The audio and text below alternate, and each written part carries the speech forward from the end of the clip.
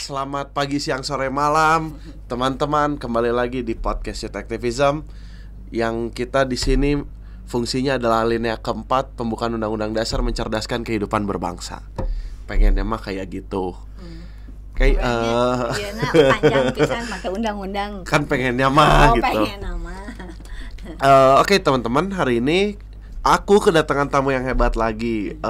Boleh perkenalan aja ke teman-teman yang udah ada.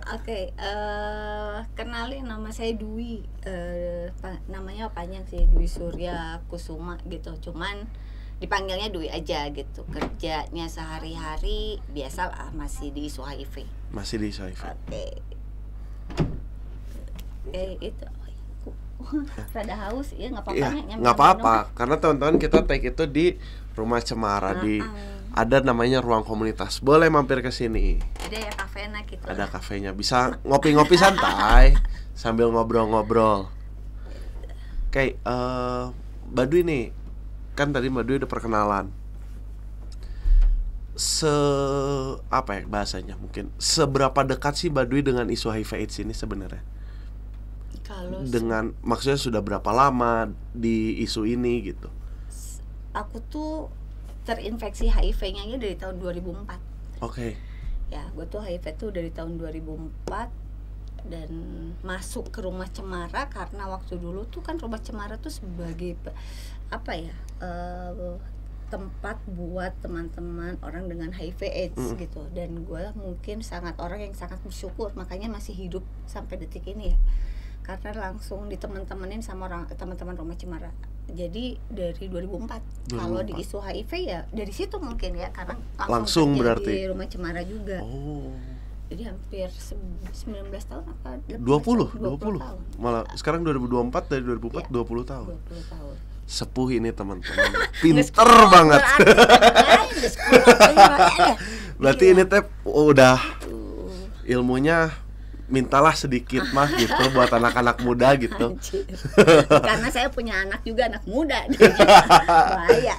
Nah, terkait dengan isu HIV/AIDS ini ya, mungkin teman-teman sendiri penonton ya mungkin nggak banyak juga yang pernah dengar dengan istilah harm reduction gitu, atau pengurangan dampak buruk. Nah, basicnya pengurangan dampak buruk ini sebenarnya kayak gimana sih teh? Yang teteh apalnya? Ya. Yang pengetahuan aku ya, sebenarnya kan dari dulu gue juga penggunaan napsa, jarum suntik dari keluar SMA, berarti 87 make tehnya. Aku belum lahir tuh teh. Kamu belum lahir saya nges nyuntik ya, anjir gitu ya. Gila orang nges nyuntik ya, gila gitu. Maksudnya dari tahun 97.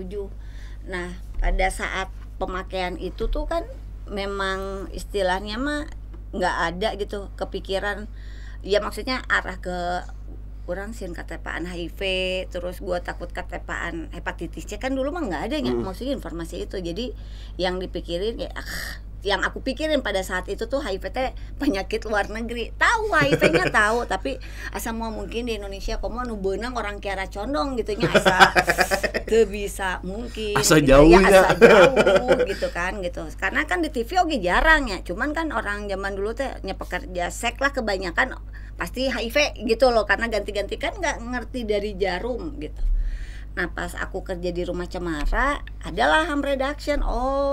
Jadi ya itu mengurangi dampak buruk kali ya.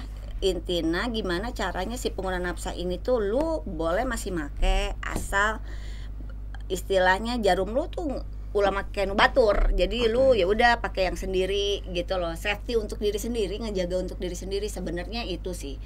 Minimal lu nggak dapat kena IMS dari orang, lu nggak kena HIV dari orang gitu. Ya udah kalau lu HIV pun ya udah pakai jarum sendiri. Yang aku tangkap dulu tuh seperti itu gitu. Jadi makanya dulu juga kan ada petugas lapangan untuk teman-teman harm reduction nih gitu. Dulu yang aku tangkap sih itu. Oke. Nah, perihal tadi kan pengurangan dampak buruk, karena aku pun kebetulan papa aku juga kerja di bidang ini. Iya kan, seangkatan di sekolah berarti. Nah, kalau waktu itu aku pertama kali dijelasin itu pengurangan dampak buruk paling gampangnya gini. Pengurangan dampak buruk itu bukan hanya di bidang narkotika. Betul. Katanya. Termasuk menggunakan safety belt adalah salah satu harm reduction katanya. Iya. Untuk mengurangi dampak buruk kalau kecelakaan katanya. Jadi betul. Nah, bedanya pendekatannya nih antara yang tadi misalnya perihal berkendara, pengurangan dampak buruk dari berkendara, dengan narkotika pendekatannya kayak gimana sih Teh? Nah, kalau ini nih ya keren, karena gue juga ini ya, kayak dulu tuh kan istilahnya make sabuk pengaman tuh paling hoream ya. Juga orang luar negeri wah anjir kayak gitu kan, orang Indonesia baru-baru sekarang aja lah mau make kena didenda kan gitu ya intinya gitu. Nah, kalau di harm reduction kan itu tuh cara pendekatan kita sesama komunitas sebenarnya. Gue pengguna nafsa otomatis orang tuh nyawa ya ini pakai bahasa Sunda tuh kan campur. Nggak apa-apa ya. Campur. Nanti bisa, tolong dibikin subtitle ya editor yang bahasa Sundanya. Jadi apa namanya? Dulu itu kan sesama pengguna nafsa itu pasti ada komunitasnya, circle lah ya gitu. Nah, biasanya teman-teman yang aku tahu itu zaman dulu itu petugas lapangannya aja adalah mantan pengguna nafsa. Oke. Karena ya itu yang lo tanya, cara pendekatannya gimana? Ya itu dari peer ke peer gitu loh. Intinya kalau misalnya lu bukan pengguna nafsa, tiba-tiba lu datang kedua, Teteh masih make, iya, terus ini coba Teteh pakai jarum, sama nih yang lu datangin aja gua akan takut, ya, jangan-jangan punjir gitu ya, ya kan. Jadi kenapa waktu dulu kebanyakan pengguna petugas lapangan itu adalah dari teman-teman komunitas juga, dari minimal bukan mantan tapi dia pernah make pemakaian jarum suntik itu. Jadi kan istilah nama kita teh pernah ngasih informasi siga marketing ya. Kita teh kan karena kita ngalamin otomatis kita ngasih informasi ke orang juga biar sama. Yang lu lakuin juga gua pernah lakuin inti nama gitu. Jadi experience base kali ya. Betul. Dalam melakukan hal seperti itu. Nah, perihal pengurangan dampak buruk nih atau harm reduction. Kan bukan hanya perihal kesehatannya dong kalau menurut aku ya. Betul. Aku nganggapnya karena dampak buruk narkotika yang ya kesehatan udah pasti fokus utamanya. Tapi ada sosialnya juga nih dalam penggunaan narkotika dan harus dikurangin nih dampak buruk di sosialnya. Nah, kalau pendekatan buat sosialnya gimana tuh Teh? Ya itu ya, maksudnya untuk sosialnya kan gimana caranya si orang ini juga masih minimal dianggap dari teman-teman sekitarnya lah ya. Maksudnya kan kadang ini yang sulit sih, gue nggak tahu ya. Kalau di zaman aku pada itu stigmanya masih kenceng. Di tahun 97 berarti aku tuh make tuh dari tahun 97 itu stigmanya masih kenceng untuk pengguna nafsa gitu loh. Jadi intinya lu make nyangges gitu loh, si gejelma no sih orang mau deket mana gitu. Maksudnya hal itu tuh di tahun itu tuh masih kenceng, beda halnya di tahun-tahun sekarang. Dirangkul, di ini gitu kan enak ya. Nah, di tahun 2004 pas aku di Rumah Cemara itu kan harm reduction udah ada. Nah, minimal orang ini tuh dia nggak ngerasa sendiri dan lu juga masih bisa beraktivitas secara sosial lu gitu loh. Lu masih bisa istilahnya kalau ada reunian SMA lu bisa datang masih di situ dengan kita ngasih informasi yang tepat gitu loh. Lu kalau mau make nih gitu loh, lu bisa make misalnya putau sehari 3 kali ya gitu. Lu sempetin, maksudnya lu bisa beraktivitas pada saat lu terpecah. Oke. Ya karena misalnya kerpecah pasti ngelendoy gitu loh. Maksudnya hal-hal kayak gitu tuh ya waktu itu ya yang gua rasain tuh gua dikasih taunya seperti itu gitu loh. Karena waktu zaman itu kan aku tuh relapse sering pisan ya. Tipikal orang relapse tuh aku tuh paling sering udah berhenti make deui, udah disimpan di Sumedang, di Jawa, balik ke Bandung manger make deui gitu. Tapi ya itu gitu loh, pada saat di titik gue udah temu, oh iya udah tahu ritmenya ya, karena ngelihat kan kadang gini loh, kita tuh ngelihat role modelnya, misalnya datang ke Rumah Cemara, mereka juga pengguna nafsa kok, dia masih bisa ikut meeting ke sana, dia ikut pertemuan ini, dia di lingkungan sosial yang lainnya dia masih diterima. Masa sih orang tuh bisa? Kadang gue tuh waktu dulu ya, gue tuh ngelihat itu loh. Jadi pada saat dulu tuh ada close meeting, open meeting di sini nih di Rumah Cemara ini. Sebenarnya itu yang membuat gue sampai detik ini gue masih merasa berarti dan masih hidup gitu, karena ada kelompok dukungan itu. Jadi gue ngerasa ya berarti gue bisa dong kayak orang itu, orang KPA RW ikut Karang Taruna gue masih bisa diterima, contoh Ya. misalnya gitu ya. Atau gue datang ke tempat reunian SMA gue masih bisa diterima, karena yang lain juga masih bisa dari penampilan rapi, bukan yang ini. Jadi ada hal, kalau gue yang ngelihatnya tuh ke situ gitu, karena ada saling support dukungan itu loh kalau aku Oke. dulu ya. Tapi kalau sekarang gue nggak ngerti gitu. Nah, itu juga kan sebenarnya kalau aku jadinya nganggapnya ya menjadi masalah ketika apa ya, orang-orang muda nih seumuran aku gitu, beberapa mungkin kalau narkotika suntik mungkin ada yang menggunakan, tapi nggak Nggak semasif sebanyak dulu. pada saat itu ya, karena mungkin drug sekarang itu dibikinnya lebih safe tapi lebih kencang Iya, juga, katakan iya. seperti itu. Ya, betul. Tapi menjadi permasalahan karena jadinya kan kita nggak tahu nge-tracknya kayak gimana ya. Nah, kalau di angkatan aku sekarang itu malah perilaku seksual beresiko nih teh, yang Betul. Aduh. yang edan-edanan gitu, maksud aku teh, dengan aku sih tidak menyalahkan ya, Iya, maksudnya betul. itu hak mereka gitu. Betul. Cuman aku karena kebetulan lagi mengetahui bidang ini gitu, bidang HIV/AIDS, kan aku juga pengen teh ngingetin gitu bahwa ya udah, kalian mau gitu juga silakan, tapi coba dong menggunakan alat pencegahan Ya. penyakitnya gitu. Betul, betul. Jadi gua nggak bisa ngomong kayak anjing. Nggak, karena gua juga punya anak laki-laki ya. Maksudnya kan punya anak, bukan anak laki-laki, anak perempuan juga pasti ada banyak kekhawatiran gitu loh. Maksudnya mempunyai anak remaja yang memang harus diedukasi, karena kita di isu ini ya, kerja di isu ini bukan hanya pengguna nafsa doang gitu loh. Yang tadi lu bilang gitu loh, dari sekarang ini LSL juga banyak gitu ya, perilaku dari seksnya juga banyak gitu loh. Ya itu gitu, mungkin anak gue sangat bersyukur karena mungkin boga indungna kerjanya di isu ini gitu.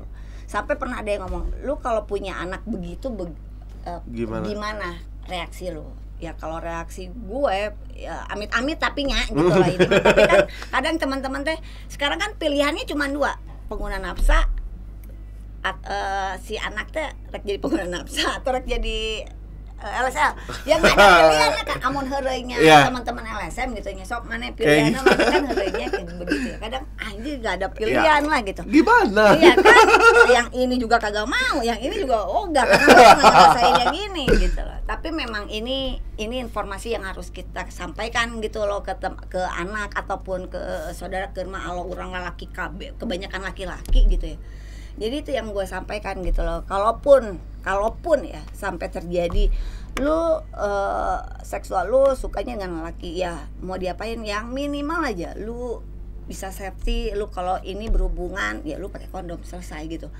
Bukan apa-apanya gitu, bukan masalah HIV-nya, lu takut terinfeksi HIV-nya, bukan itunya. Tapi kan ada penyakit lain yang pengobatannya itu emang rudet gitu lama, kayak infeksi menular seksualnya lah, kayak gitu-gitu sih sebenarnya. Itu kan informasi itu yang harus didapat.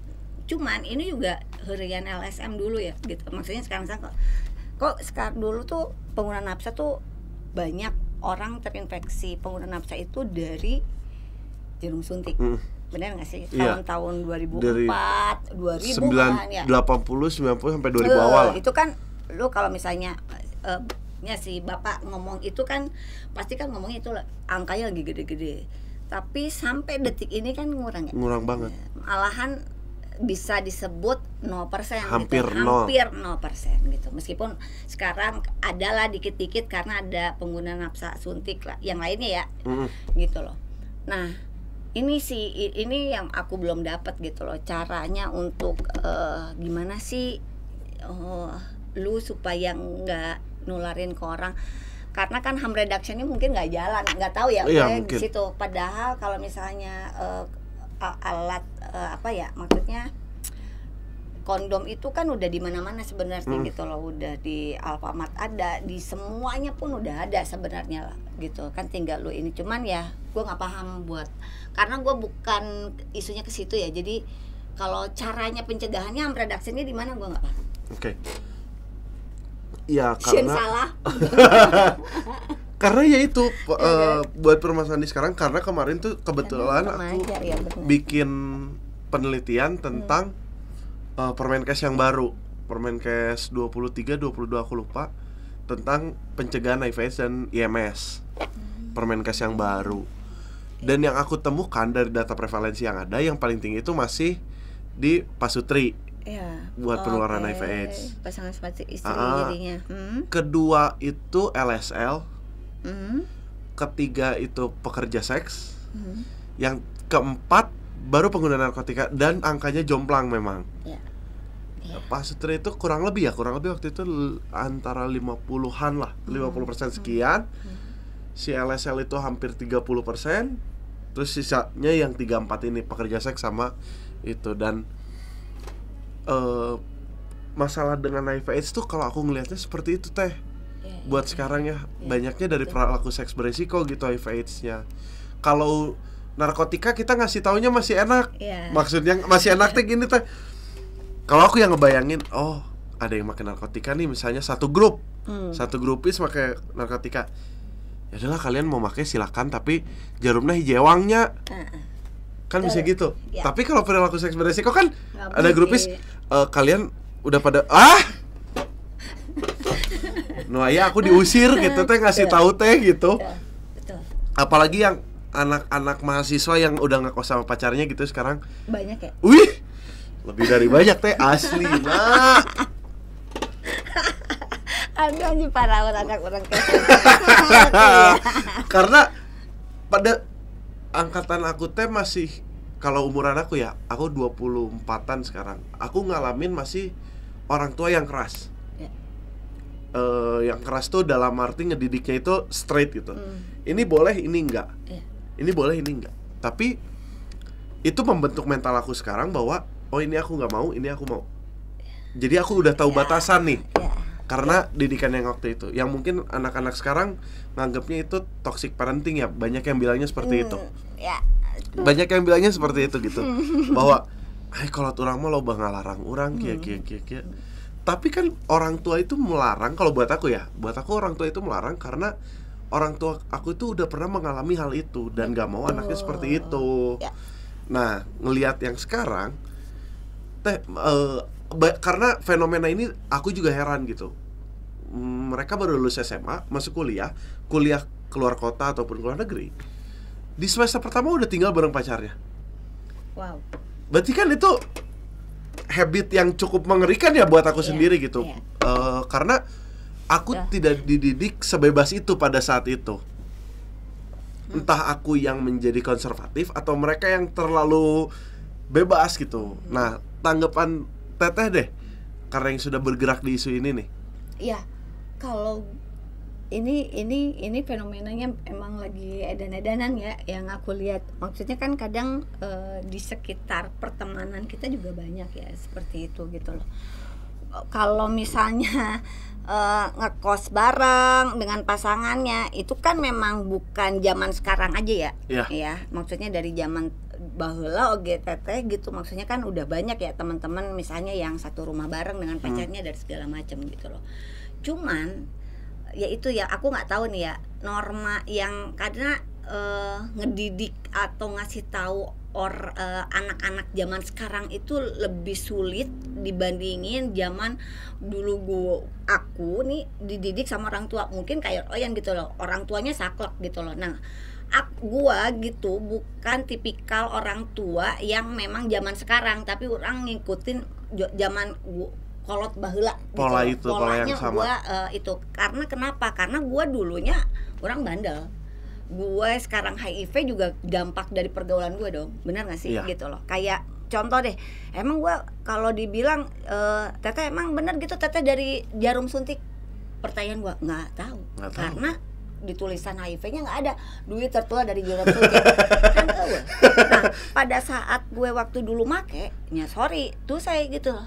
Dulu juga gue hubungan seks bebas, bener dong, nggak bisa dibohongin, gitu kan? Istilah nama ya di mana orang ada barang banyak ya udah gue deketin. Orang yang gimana caranya orang tawakas. Kan betul. Dulu begitu ya. Kalau misalnya ditanya dulu pakai kondom gitu.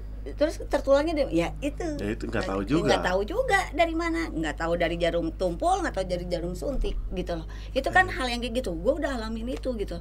Jadi gue agak sedikit keras sama anak gue. Kalau misalnya benar orang tua sekarang menjadi toksik, kadang anak-anak sekarang medsos aja punya second, boga dua. Kita berteman jeung orang tua, jeung saudara-saudara, anu hiji mah bisa bebas itu banyak banget gitu loh. Ini yang membuat gue sebagai orang tua teh dan gitu buat kadang oke, gue di isu kerja di isu HIV gitu, gimana caranya ke anak jangan ngekang dan segala macam. Tapi satu sisi gue nggak bisa ngambil itu. Betul. Gitu, orang tuh bisa kayak ngerokok, lu boleh ngerokok tapi depan gue nggak mau lu ngerokok pakai baju seragam SMP SMA, lu numpah pantin gue nggak suka gitu. Papalage gitu ya. Gitu ya, orang tuh beki gitu. Ibu mah nggak apa-apa lu ngerokok gitu, tapi ya itu gitu loh, cari tempat kayak nawan kayak yang duduk gitu. Hal sepele ya. Kedua gitu, hal sekarang kan anak-anak tuh kalau dipanggil orang tua teh ya main handphone gitu ya. Oke. Bawa lama gitu meureun tuh. Orang tua zaman ya lu mungkin orang tua lu ngedidiknya kan zaman dulu ya. Pasti kan begitu. Nah, dari informasi ini gimana sih caranya ya balik lagi sama orang tua, gua mau mikir. Balik lagi. Karena Teduh ini sudut pandangnya unik, teman-teman. Menurut aku unik tuh gimana? Ketika aku banyak berbicara dengan orang-orang yang bergelut atau bekerja di bidang HIV, entah sebagai pendamping, penjangkau lapangan atau apapun itu, atau bahkan penelitinya, Teduh ini cukup unik karena Teduh bekerja di bidang ini udah berpuluh-puluh tahun, tapi punya sudut pandang juga sebagai seorang ibu gitu. Ini yang menarik buat aku. Menarik tuh karena pengurangan dampak buruk itu kan pasti dikenalkan sejak dini ya Teh ya. Maksudnya dari anak, bahasanya mungkin dari akil balik kita udah mungkin, aku juga pada saat itu kayak gitu. Dengan aku ngelihat fenomena orang-orang muda sekarang gitu, Gen Z lah katakan, mereka yang ada loh Gen Z yang konflik sama orang tuanya bisa sampai diam-diam gitu ya. Kalau aku kan diam-diam dulu mikirnya aji mau libera duit ya mau jangan jajan atau apapun itulah. Atau bahkan kalau aku sih masih mengalami pada saat itu dilempar sapu, dipukul, di apa gitu. Tapi bukan menjadi sakit hati pada saat itu. Bahkan sampai sekarang aku berterima kasih kepada orang tua aku dididik seperti itu. Aku menjadi orang yang lebih baik sekarang mungkin. Lu percaya gitu. nggak? Gua nih gitu, karena kan gua tuh kerjanya di isu HIV yang berapa tahun gitu ya. Terus kan di teman-teman di isu HIV banyak teman-teman lapangan, banyak cerita dong gimana mereka cari pasangan kadang di mall, sampai alur-alurnya juga gua tahu gitu loh. Kalau misalnya anak gua tuh masih SMP tuh, ingat gua masih SMP, dari kecil tuh kan kamar mandi tuh kalau di mall ada duanya, laki-laki sama perempuan ya, betul gak sih? Kalau gue pergi sama saudara atau sama suami, anak gue misalnya mau ke kamar mandi dianterin lah sama bapaknya. Kalau enggak kan waktu masih kecil kan sama gue ke kamar mandi perempuan dong, ya kan. Anak itu kan udah gede nggak mungkin dong ibu diantar nggak bisa, ya kan gitu. Tapi gue sampai protektifnya gue tuh ngikut ke kamar mandi laki-laki, kebayang nggak lu? Orang sampai kadang gue suka neriakin, Dede udah belum? Dede udah belum? Sampai segitunya, gila nggak?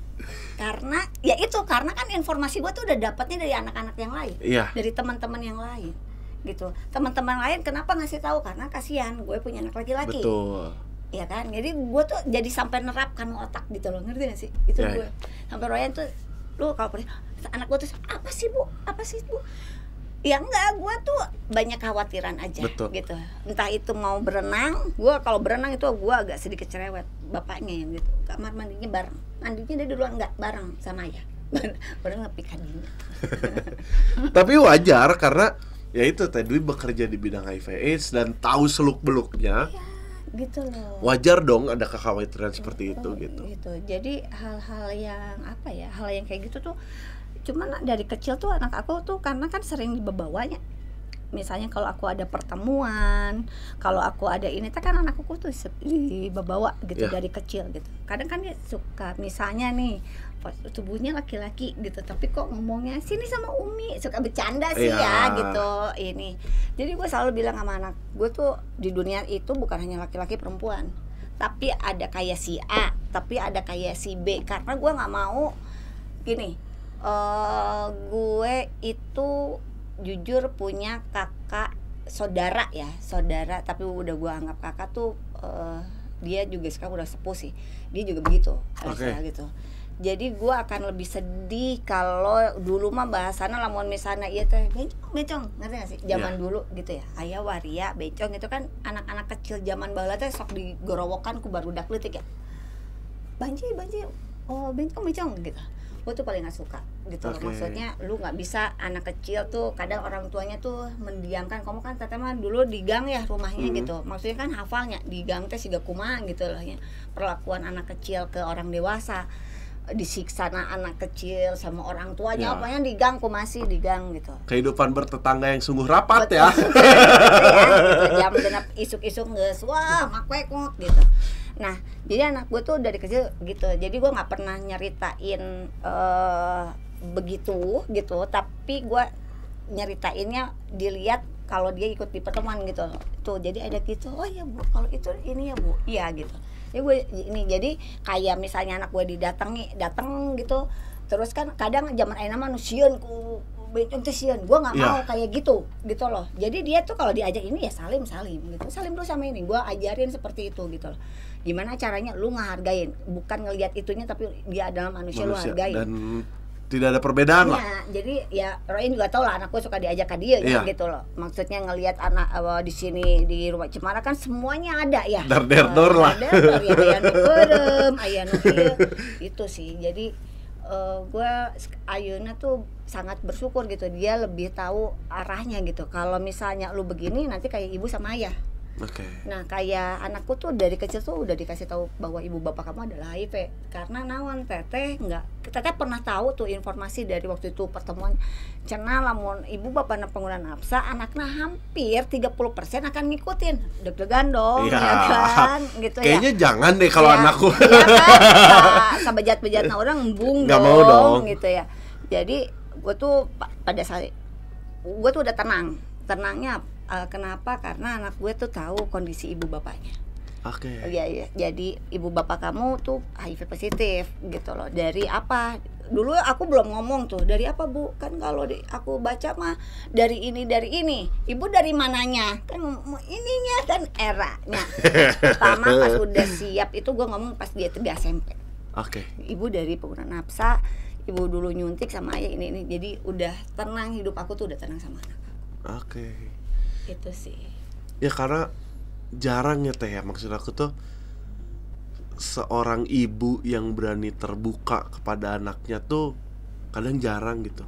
Iya, cuman teteh nggak mau dia tahu dari orang. Itu aja. Gue nggak mau dia ngerasa nanti kenapa ibu aku ngebohongin, ayah aku kenapa ngebohongin. Kan maksudnya omongan orang mah bisa bedanya. Gitu loh. Jadi jet gitu. Jadi mendingan dari mulut sendiri. Iya karena itu sih. Iya benar buat aku juga kasih ibu mah mau beak rek nepi iraha. Dan itu teh dengan adanya Teh Dwi di sini teh memberi contoh yang sangat konkret gitu.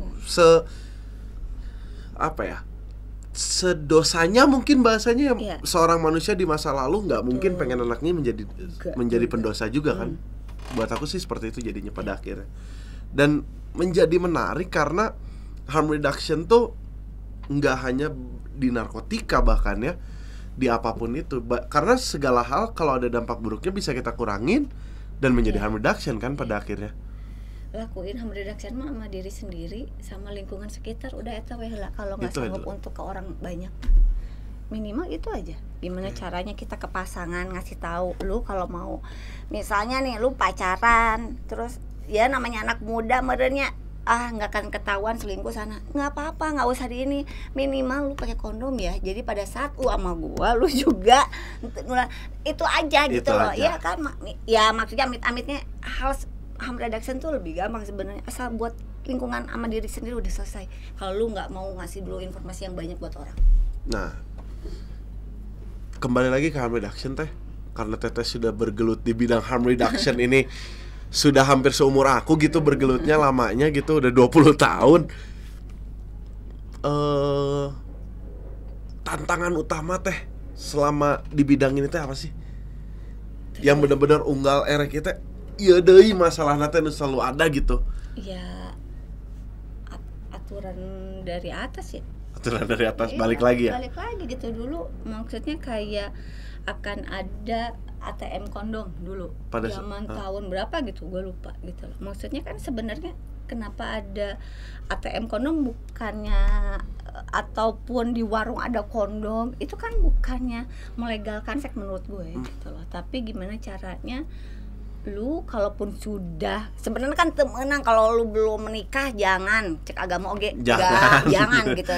Tapi kan manusia tuh ada hilafnya, ada betul. Ininya gitu loh. Dan gue juga tidak bisa, gue juga bukan Tuhan yang harus lu pendosa ya nggak bisa gitu. Tapi minimal lu jaga itu gitu loh.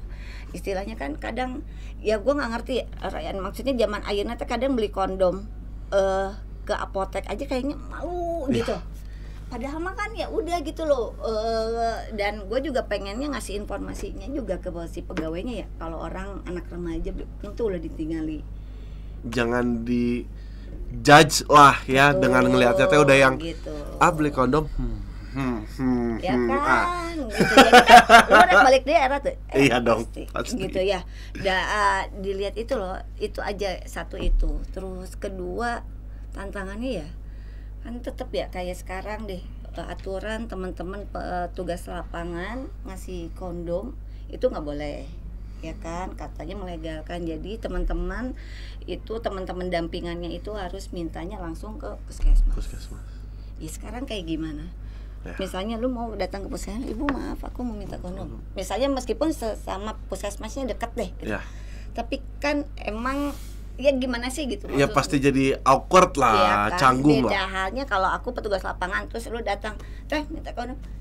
Enak sih kan iya, ya lebih... maksudnya kan lebih oke. Kalau enggak juga gua ketemu lu pakai kondom ya kurang diberek misalnya kan lebih enak sebenarnya. Jadi anak-anak tuh gua kalau ke lapangan kondom orang sieun oge karena sekarang udah ada undang-undangnya iya, gitu loh. Ada undang-undang gitu.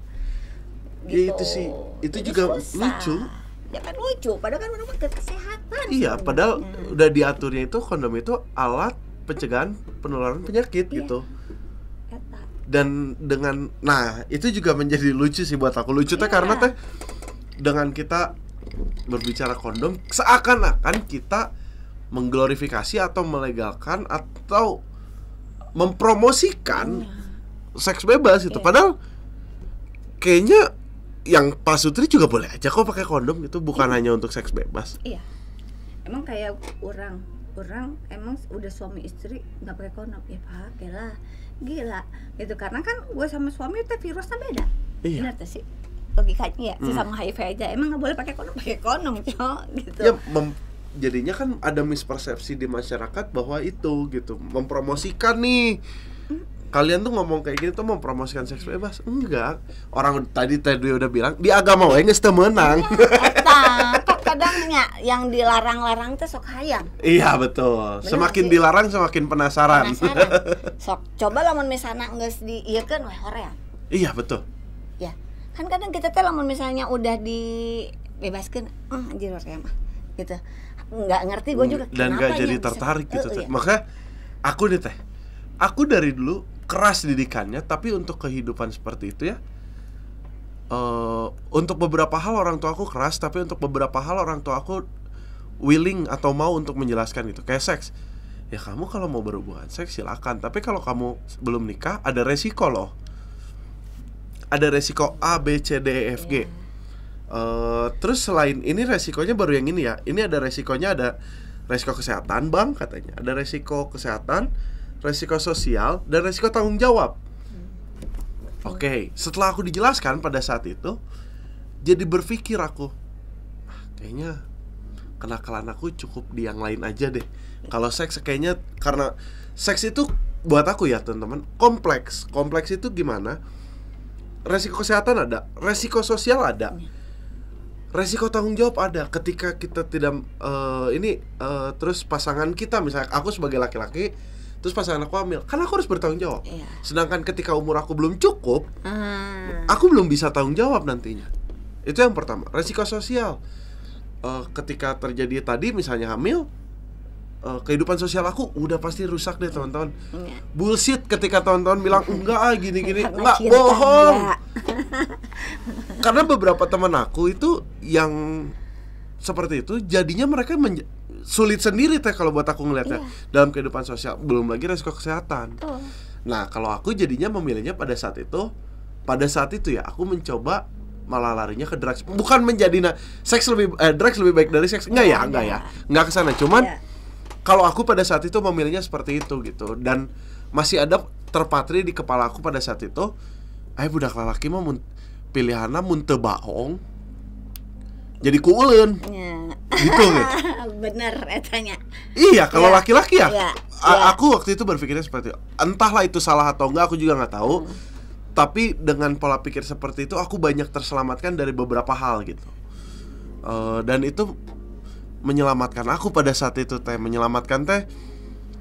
ya udahlah pada saat itu. Terus untungnya aku itu tipe orang yang bisa ngontrol nih. Nah itu bahayanya kan, anak-anak zaman sekarang itu nggak bisa terkontrol. Iya mungkin seperti itu ya. Betul, jadi lu sangat bersyukur punya keluarga yang bisa ngedidik lu kayak gitu. Tapi nggak semua itu gitu. Kadang pemahamannya itu nggak semua. Sekarang kalau lu maksain untuk menikah, oke, gue ngehamilin, gue langsung menikah. Yang tadi lu bilang biaya kayak gimana? Betul. Ekonomi belum tercukupi dan terjadinya apa? Kekerasan. Ya nggak sih? Nantinya terjadi kekerasan. Banyak soalnya kejadian itu ya, maksudnya menikah muda dan karena ekonomi dan lain-lain malah jadinya kekerasan gitu. Kekerasan dalam rumah tangga di tingkat umuran muda itu tinggi banget loh teh. Iya. Jangankan setelah menikah, pasangan aja masih pacaran aja kekerasan itu akan terjadi. Ada tuh temen aku ya. Kekerasan mau gede lagi ya banyak. Temen aku di kampus ini pada saat itu ya teman-teman. Temen kuliah tapi bukan beda kampus. Jadi teman dari luar. Mereka masih pacaran, tinggal satu kosan. Tapi pukul-pukulan teh. Dan yang dipukul itu temen aku itu cowoknya ya. Temen aku yang dipukulin sama ceweknya gitu. Ih sumpah teh, aku pernah sekali ini kejadian lucu banget. Jadi aku mau main ke kosannya teh. Karena pada saat itu aku tuh mau main ke kosannya, mau ngapain ya? Mau minum-minum lah sama anak-anak. Aku sendiri nyampe duluan. Temen aku lagi buka pintu, ditendang teh dari belakang sama ceweknya teh. Sumpah ditendang di kuku. Orang teh. Ya pada saat itu aku ngeliatnya ngeri gini. Terus apa yang lo lakuin? Pada saat itu aku stop teh maksudnya ini dulu anjing. Pada saat itu karena aku belum tahu ilmunya, aku masih diam nih karena aku tidak mau mengganggu hubungan mereka. Aku nggak mau ikut campur. Orang bung hese. Pada saat itu ya teh, aku masih belum tahu lah ilmu ini, makanya harusnya kan aku di situ melerai dan apa gitu. Cuman pada saat itu, kalau orang ini ternyata teman orang udah terbiasa dan lain-lain, kayak orang anu disebut ngilu hubungan batur. Ya itu kan banyak ya kayak gitu. Itu sih maksudnya. Lu nanti kalau misalnya podcast ini lu coba undang lagi Teh Ayu untuk masalah kekerasan karena ini agak sangat menarik untuk anak muda. Jangankan sudah menikah, masih pacaran juga. Pacaran itu sudah terjadinya kekerasan. Nah minimal takutnya kan ya di sini ada yang nonton nih. Minimal si perempuan ini tuh punya hak. Maksudnya gini, kekerasan itu bukan hanya terjadi sama perempuan, ingat? Iya. Ya, gitu yang tadi lu bilang ini kan yang harus diantisipasi ya, gitu loh. Lu harus bisa ke siapa, lu harus melapor kemana, gitu. Jadi ini yang harus bisa dilihat dari beberapa sisi, gitu. Kita juga harus bisa melihat itu. Nanti lu bisa cerita tentang kekerasan itu menurut aku sangat menarik, gitu. Jadi bisa ham redaksinya juga dapat nih, karena kekerasan ini ada di lingkaran itu juga. Nah, gitu. Teh minta closing statement lah dari Teteh nih sebelum mengakhiri podcast ini. Oke. Cuman sedikit banget. Maksudnya gini, buat ini kan yang nonton pasti anak remaja ya. Mungkin ya. Anak target remaja. Kita sih seumuran kita. Ternyata nonton siapa? Maksudnya gini, apapun yang lu lakukan itu kan pasti ada resiko ya. Yang tadi hal kecil aja, lu naik mobil, lu harus pakai sabuk pengaman gitu. Lu mabok, pada saat malam itu lu jangan nyetir karena bisi ayeuna naon kan intinya gitu ya. Kadang orang itu selalu memaksakan diri. gitu, suka merasa jagoan gitu loh. Jadi apapun yang lu lakukan itu mau tidak mau lu harus ambil resikonya. Oke. Resikonya ya. Jadi apapun, gue nggak pernah mau ngelarang lu nggak boleh mabok, lu nggak boleh ngesek, bebas, tapi lu harus mau ambil resikonya. Karena apa gitu, gue 20 tahun jadi orang dengan HIV AIDS nggak segampang itu. Oh deh sekarang ada obatnya, oh nggak segampang itu gitu loh. Oh iya memang pengobatan gratis, emang gratis gitu loh, tapi ngejalanin hidup dengan orang HIV itu yang beratnya gitu loh. Lu dapat stigma kalau lu nggak kuat lu akan kena mental health gitu loh. Sama halnya lu pakai lu mabok gitu loh, gitu, nggak mabok sabu, nggak mabok antidepresan, nggak naon pun gitu, lu harus ambil resikonya gitu. Karena di saat lu sakau aja lu harus ambil resikonya. Ya lu nggak bisa murang-maring ke orang lain gitu loh. Biasanya orang jelema sakau kan murang-maring ka batur, cok. Bener nggak sih? Nya teu duit murang-maring, unjam injem ka batur. Itu kan nggak ya lu harus terima resiko lah. Ada resiko-resiko yang harus kita terima. Yang lu ambil gitu loh. Stigma dari pengguna nafsa, dijauhan ku babaturan, ya lu harus ambil resiko. Nggak segampang lu mau ngelakuin apapun lu harus ambil resiko. Itu aja sih. Oke. Dari aku. Oke, teman-teman, terima kasih udah mau nonton podcast ini. Semoga manfaat. Iya. Teh Dwi ini seorang sepuh di bidang HIV/AIDS dan seorang ibu, teman-teman. Mantap sekali. Oke, mungkin dari aku terakhir cuma bilang buat teman-teman bahwa setiap pendosa itu punya masa depan dan setiap orang suci itu punya masa lalu gitu. Terima kasih sudah menonton. Sampai jumpa di episode selanjutnya. Dadah.